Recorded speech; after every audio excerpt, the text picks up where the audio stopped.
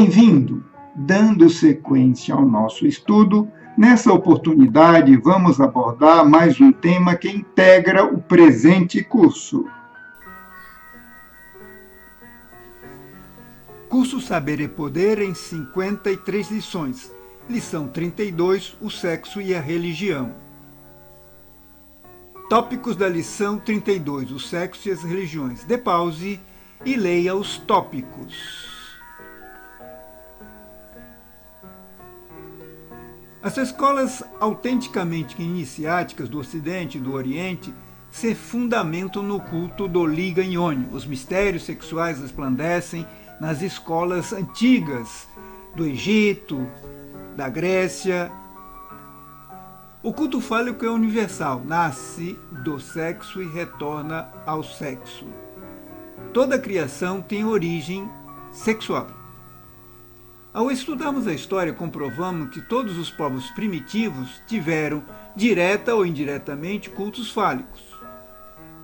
Analogamente, verificamos que todas as culturas também se degeneraram.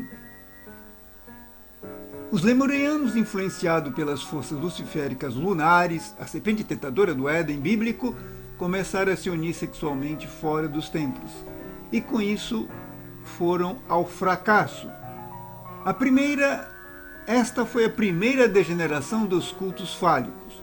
Folheando velhos livros, encontramos diversas referências sobre as vestais do templo. Estas mulheres se dedicavam ao culto sexual. Há tradições que mostram antigas práticas deploráveis relativas à sexualidade. O sexo é o eixo de gravitação de todas as atividades humanas. Segundo os grandes esoteristas, as colunas de anjos e demônios se combatem no sexo. O matrimônio é um dos 7 sacramentos da lei de Deus. Todo poder pode regenerar ou degenerar e está localizados nas glândulas sexuais. O órgão sexual constitui a pedra fundamental da filosofia alquímica. Folheando a Sagrada Bíblia, encontramos em várias partes menções simbólicas associando a água ao sexo. A Bíblia fala claramente sobre o sexo. Em Levítico capítulo 15, também um homem, quando sair dele a semente da cópula, toda a sua carne banhará com água e será imundo até a tarde. Por aqueles tempos, os grandes senhores, os califas, os reis, tinham em seus haréns várias mulheres. Para a proteção e guarda de suas mulheres, eram usados os castrados.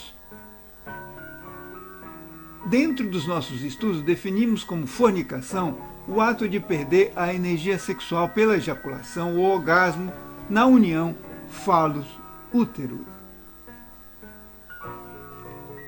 O sexo é a força mais poderosa da natureza. Sem o sexo não poderia haver geração e nem humanidade e nem ação.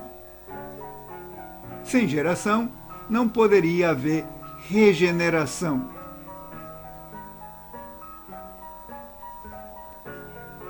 A lei de atração entre os dois sexos opostos para se reunirem tem por objetivo a produção de um novo ser, o qual, em seu turno, oferece a oportunidade para uma nova alma, um novo receptáculo para a chama sagrada.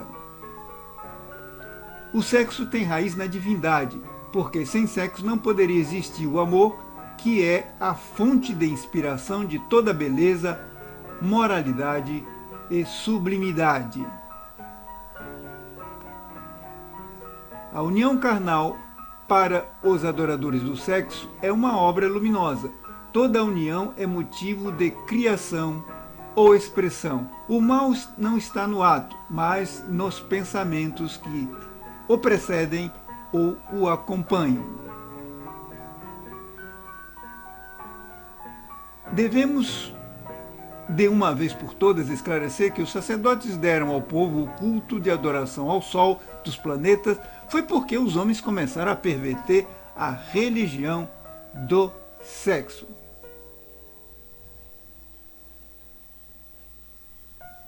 Mitra representa o touro, a primeira criatura viva por Ormazd.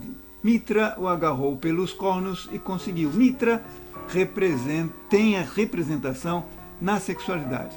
Os mistérios de Osíris são mistérios da religião do sexo.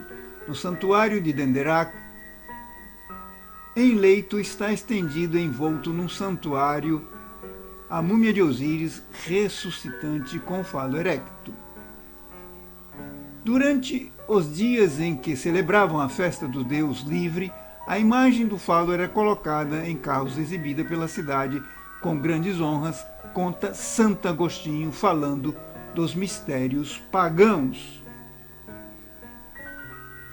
O falo de Osíris não simboliza a procriação, a fecundidade, o nascimento e a morte, mas sim a ressurreição. Os deuses saem da energia sexual e estendem-se vossos braços, suplica o morto levantando do ataúde. A religião de Osíris é a religião do sexo divino, pela qual o homem inteiramente pode ver Deus frente a frente, sem morrer. A religião dos druidas tinha duas faces, o culto do Deus único e a homenagem às deidades das estrelas, aos elementos e às colinas e às árvores. Stonehenge é um monumento megalítico da Idade do Bronze na Inglaterra, associado aos antigos druidas. A serpente era um dos símbolos. Uma serpente de ouro colocada sobre o peito do iniciado era sinal de regeneração entre os antigos druidas. Pitágoras estabeleceu ordens de freiras entre as quais colocou suas filhas.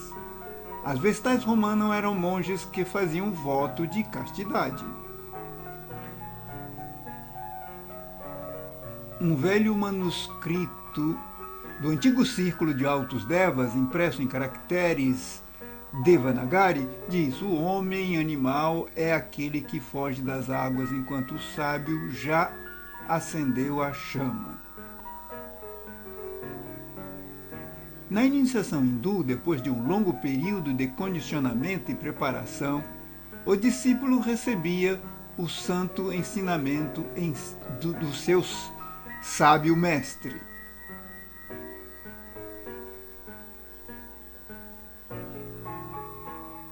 No livro 10º, versículos 120 a 123, considera como violação à regra de pureza a emissão voluntária da semente.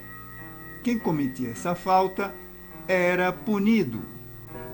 Porque és fiel e sincero, Arjuna.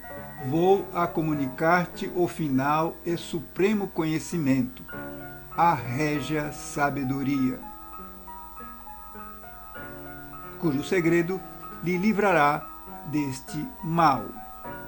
Purusha e Shakti são os eternos princípios masculino e feminino, o ativo e o passivo, positivo e negativo, manifestado na parelha unida. O culto ao fogo foi grandioso na antiga Pérsia, atual Irã. Conta-se que a anterior dinastia dos Aquemênides e a época de Zoroastro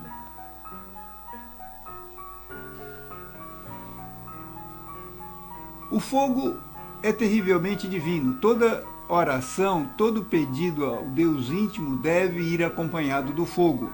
Assim, a oração se torna poderosa. E no Zendavesta, isso é citado abundantemente.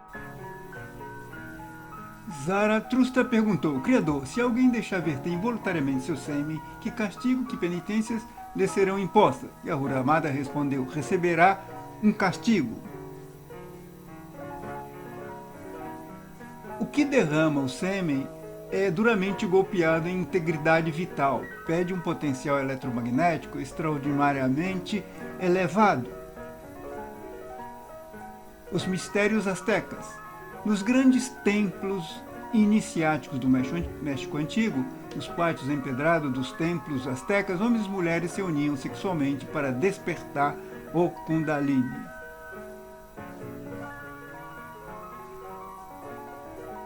Existe uma grande semelhança entre esse simbolismo e o caduceu de Mercúrio, pois é o símbolo sagrado de Thoth e de todos os deuses santos, tais como Hermes, Serapis, Jesus, Quetzalcoatl, Buda, Dante, Zoroastro e muitos outros. O binário serpentino no México Antigo é certamente algo que nos convida à reflexão, as duas serpentes ígneas que rodeiam o Sol. Os nahuas adoravam Quetzalcoatl como o deus dos ventos, mas também adoravam como cétupla serpente preciosa de plumas de Quetzali, a ave sagrada asteca, o Espírito Santo. Quetzalcoatl era um instrutor divino, foi negado e perseguido pelos mesmos a quem havia vindo para ensinar a amar e viver. Bibliografia que se baseou essa lição. Dê pause e leia atentamente. Veja na próxima lição. Cabala hebraica, o absoluto, Ain, Ain Sof, Au, a árvore da vida, os 10 sefirotes e muitos outros temas. Te vejo na próxima aula. Até lá!